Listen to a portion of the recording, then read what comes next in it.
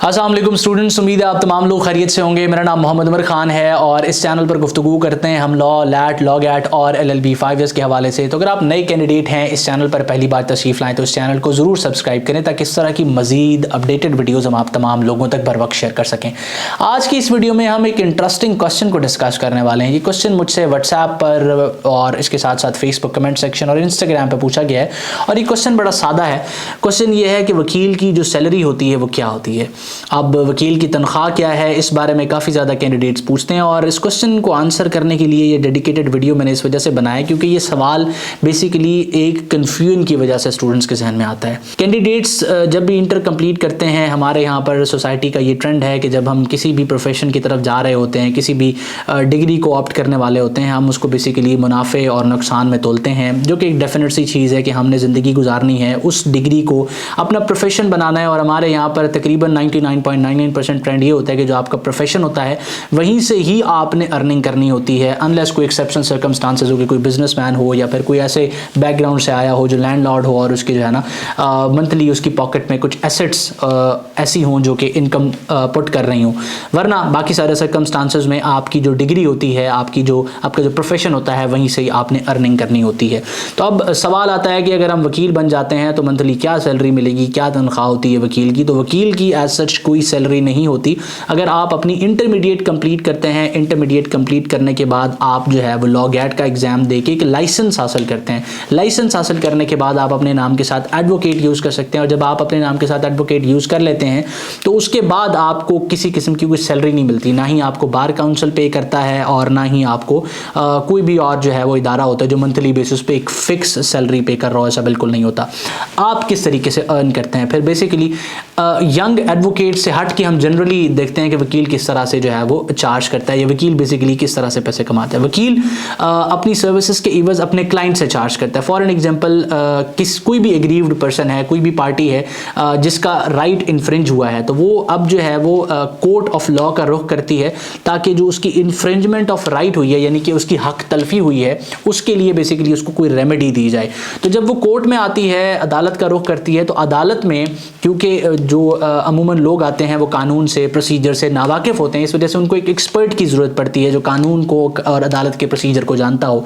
तो वो एक वकील को हायर करते हैं और वकील बेसिकली उनके बिहाफ पर कोर्ट ऑफ लॉ के सामने उनके मुद्दे को कानूनी पर्सपेक्टिव से प्रेजेंट करता है और उनका जो भी इन्फ्रिंजमेंट ऑफ राइट है, उनकी जो हक तलफी हुई है, उसको कानूनी तरीके से अदालत को बताता भी है और फिर उनको रिलीफ लेकर देता है। तो अब ये सारा कुछ करने के लिए, अपनी प्रोफेशनल एक्सपर्टीज़ देने के लिए वकील उनसे कुछ चार्ज करते हैं। अब ये चार्ज इंटरेस्टिंगली बड़ा डिफरेंट होता है। अगर एक एक्सपीरियंस्ड लॉयर आपसे चार्ज करेगा तो डेफिनेट सी बात है उसने वहाँ पर उस फील्ड में टाइम दिया है, मेहनत की है और ये बिल्कुल वेरी करता है। अगर आप एक केस फॉर एग्जांपल एक आपका लॉयर जो है वो 1.5 लाख रुपए उसकी फ़ीस लेके लड़ रहा है, तो वही सेम कॉज दूसरा वकील जो है वो हो सकता है 20 लाख रुपए फीस लेके जो है वो उसको कंटेस्ट कर रहा हो।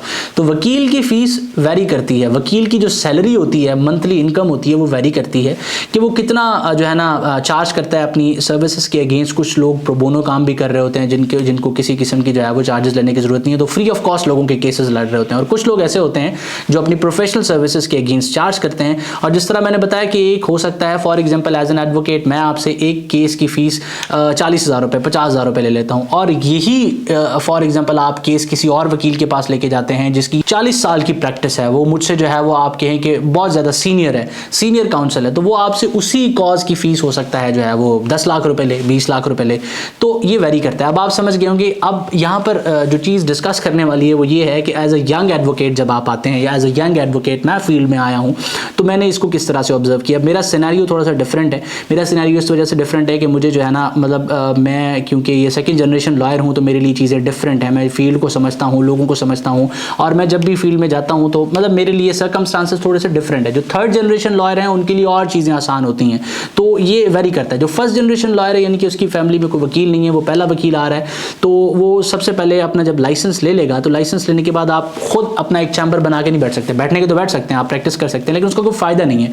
आपको जो प्रोफेशनल चीज़ें हैं या बेसिकली जो प्रैक्टिस की चीज़ें हैं वो नहीं आती है। अभी आपने लॉ पढ़ा है, थ्योरी पढ़ी है, लेकिन प्रैक्टिस आपने सीखनी है। तो सीखने के लिए आपको किसी सीनियर के पास जाना पड़ता है। छोटे शहरों में होता है कि चैम्बर्स होते हैं, वहाँ सीनियर काउंसिल्स मौजूद होते हैं, आप उनको असिस्ट करते हैं मुख्तलिफ मैटर्स में में और रिसर्च के हवाले से या फिर किसी हवाले से आप उनको ईज़ देते हैं। इसके साथ साथ बड़े शहरों में ये होता है कि वहाँ लॉ फर्म्स होती हैं, वहाँ आप जो है वो प्रॉपरली अप्लाई करते हैं और आपका इंटरव्यू होता है, उसके बाद आपको शॉर्टलिस्ट किया जाता है। जो लॉ फर्म्स होती हैं वहाँ पर किसी किस्म का स्टाइपेंड दिया जाता है एसोसिएट्स को। इसके अलावा जो चैम्बर्स होते हैं वहाँ पर अगर सीनियर चाहे तो वो स्टाइपेंड देता है, ना चाहे तो वो आपको जो सिखा रहा होता है वही बेसिकली वो समझ रहा होता है कि आपको जो है ना मतलब उसकी तरफ से आपके लिए रिवॉर्ड यही है कि वो इल्म अपना आपके साथ बांट रहा है। तो इस तरीकाकार से कुछ चलती हैं चीज़ें।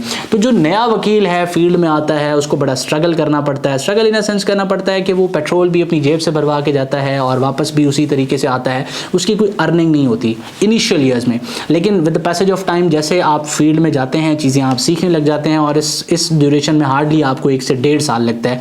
और इस 1 से 1.5 साल में आपने साबित करना होता है कि आपको कितने चार्जेस दिए जाने चाहिए आपकी सर्विस के अगेंस्ट। आप एक ऐसे वकील भी बन सकते हैं जो फिर पर केस 50,000, 1 लाख, 1.5 लाख, 2 लाख जितने भी चार्ज करना चाहे वो कर सकता है, डिपेंड करता है आपके ऊपर।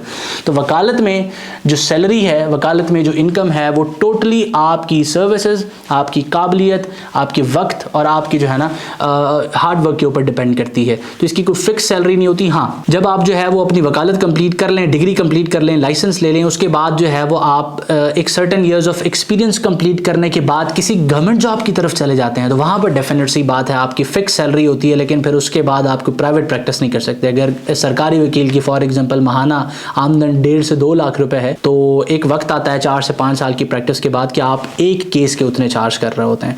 तो ये मेरे हिसाब से ये जो है ना वेरी करती हैं चीज़ें। तो यहाँ पर वीडियो बनाने का मकसद ये नहीं कि आपको बताया जाए कि कितने पैसे कमाए जा सकते हैं। बताने का मकसद यहाँ पर यह है कि कैंडिडेट्स के जहन में सवाल आता है कि वकील अगर बन जाएंगे तो इसकी शायद कोई बेसिकली जो है फिक्स सैलरी होती है। तो ऐसा नहीं होता। अगर आप प्राइवेट प्रैक्टिस करते हैं तो इसकी किसी किस्म की कोई सैलरी नहीं होती, ना ही आपको बार काउंसिल पे करता है और ना ही कोई और इदारा है कि जो वकील को पर मंथ एक फिक्स सैलरी पे करे। आप अपनी सर्विसेज, अपनी काबिलियत, हार्ड वर्क और आपके पास आने वाले केसेस के अकॉर्डिंग आप चार्ज करते हैं। अपने इल्म के मुताबिक जो है वो आप अपनी सर्विसेज के लिए चार्ज करते हैं। तो ये आज का वीडियो था। मैं उम्मीद करता हूँ कि आपके जहन में आने वाला ये जो सवाल था सैलरी ऑफ अ लॉयर, आपको मैं इस हवाले से आंसर कर चुका हूँ। अपना बहुत सारा ख्याल रखिएगा। किसी भी सवाल या कन्फ्यूजन की सूरत में स्क्रीन पर मौजूद व्हाट्सएप नंबर को इस्तेमाल करें और हमसे इन टच है। अल्लाह आपका हामी नासिर हो। हमेशा आप तमाम स्टूडेंट्स की कामयाबी के लिए दुआ गो। उमर खान और उसकी टीम। अल्लाह हाफिज़।